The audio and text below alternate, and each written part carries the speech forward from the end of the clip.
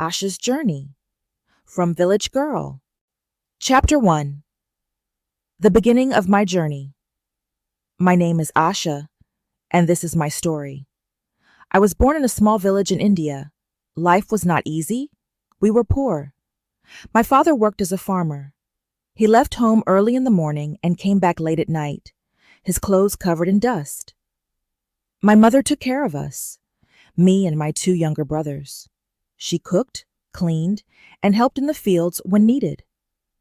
Our house was small, just 2 rooms made of mud and wood. We had no electricity. At night, we used oil lamps. I still remember studying under the dim light, my eyes hurting, but I didn't stop. I loved learning.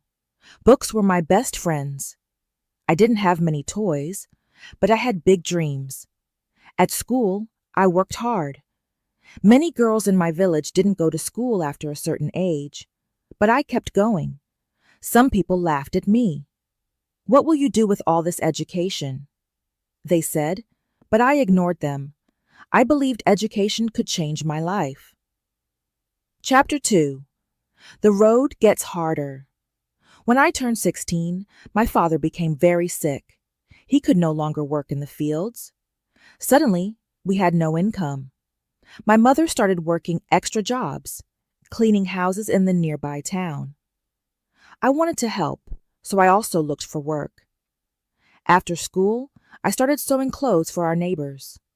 I didn't know much, but I learned quickly. Every rupee I earned went into buying food and medicine. Life was very hard. I often cried at night, but I never showed my tears during the day. There were days when we had only rice and salt to eat. Some days, not even that. My brothers were still young. I took care of them, helped them with their studies, and made sure they didn't lose hope.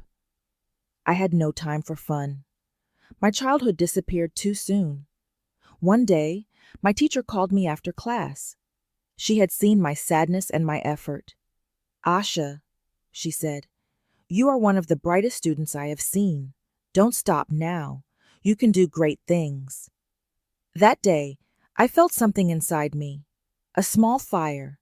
I didn't know how, but I promised myself I would never give up. Chapter 3. Leaving the Village. After I finished school, I wanted to go to college, but we had no money. I spoke to my mother about it.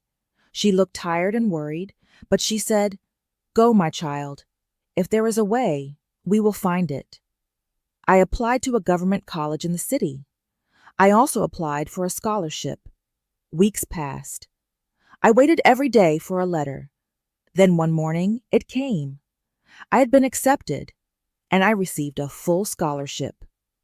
That was the first time I saw my mother cry with joy. I packed a small bag and left my village for the city. I was scared. I had never been outside my village alone. The city was big, noisy, and fast. I didn't know anyone. I shared a room with 3 other girls in a small hostel. We all came from poor families. We supported each other like sisters. College was hard. I had to catch up with students who had better education, better books, better English. But I worked day and night.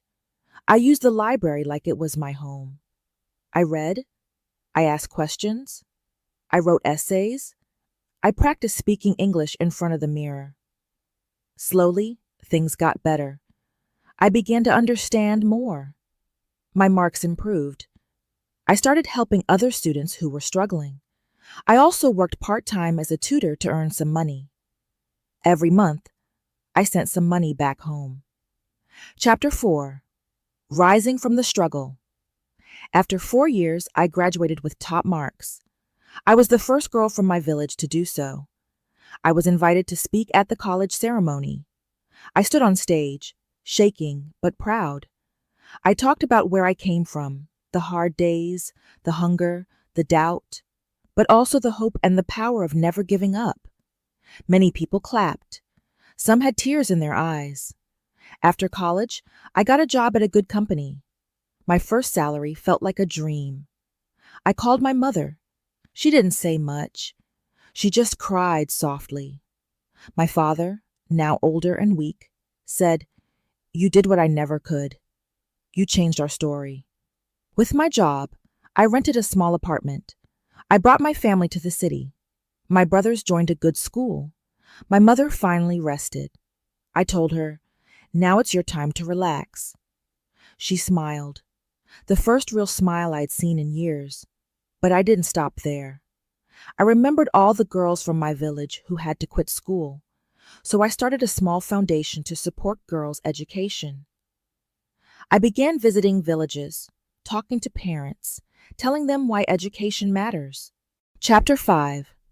A New Life? A New Purpose? Years passed. I worked hard and saved money. I also studied further and got a management degree. Today I run my own company. It's not very big, but it's growing. I employ women from poor backgrounds. We train them and help them become independent. When I look back, I still feel the pain of those days, the hunger, the fear, the long nights. But I also feel pride, because I didn't give up, because I believed in myself. People ask me, "Asha, how did you do it?" And I say, with hope, hard work, and a heart that refused to break. Today my family lives with dignity. My mother still wakes up early, makes tea, and prays. My father sits in the garden and tells stories. My brothers are both in college. One wants to become a doctor. And me?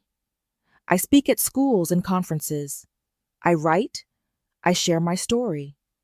I meet young girls with dreams, and I tell them, if I could do it, so can you. I may have been born in a poor home, but I was rich in dreams, and that made all the difference.